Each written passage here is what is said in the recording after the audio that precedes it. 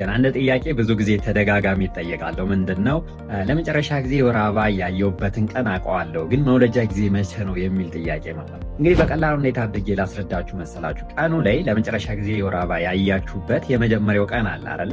ለምሳሌ አንዲት እናት ፔሪድ ሲጀምራት ለ3 ቀን ለ4 ቀን ለ5 ቀን ልታይ ትችላለች። ግን ለመጀመሪያ ቀን የመጣበትን ቀን ትይዛላችሁ። እዛ ከቀኑ ላይ 7 ቀን ትደምራላችሁ። ከወሩ ላይ ደግሞ ስንተኛው ወር ላይ እንደሆነ ለምሳሌ 4ኛው ወር ከሆነ 3 ወር መቀነስ፣ ያ ማለት ከየትኛውም ወር ላይ 3 ወር መቀነስ። ከዛ ከዓመተ ምሕረቱ ላይ ደግሞ 1 ዓመት መደመር ማለት ነው። ኤግዛምፕል ለምሳሌ ትናንትና ለመጨረሻ ጊዜ ወር አበባ ያየች አንዲት እናት ብትኖር ትናንት 21 አይደለ? 21 ላይ ስንት ትደምራለች ማለት ነው? 7። 21 ሲደመር 7 28 ማለት ነው አይደለ? አሁን ላይ ደግሞ ያለንበት ወር ታህሳስ ወር ስለሆነ 4ኛው ወር ላይ ነው አይደለ? ስለዚህ 4 ሲቀነስ 3 1ኛው ወር ሆነ ማለት ነው። 2018 አይደለ ያለነ?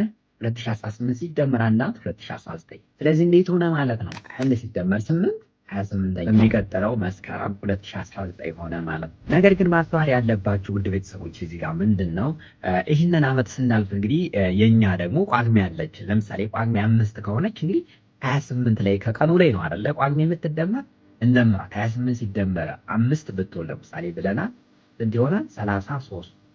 ስለዚህ 33 ሲሆን 33 የሚባል ቀን የለም አይደለ?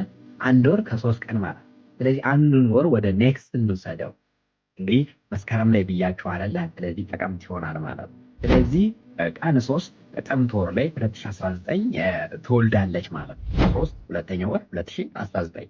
እንግዲህ አንድ ሳምንት ወደኋላ እና አንድ ሳምንት ወደፊት የመሆን ፕሮባቢሊቲ ይኖረዋል። ይህንንም ኮንሲደር እንድታደርጉ ይፈልጋለሁ ማለት ነው። እንግዲህ በቀላሉ እንደዚህ አድርጋችሁ ካልኩሌት ማድረግ ትችላላችሁ ማለት ነው። ኮሜንት ሴክሽን ላይ የእያንዳንዳችሁን ለመጨረሻ ጊዜ ፔሪድ ያያችሁበትን ቀን ጻፉልኝ።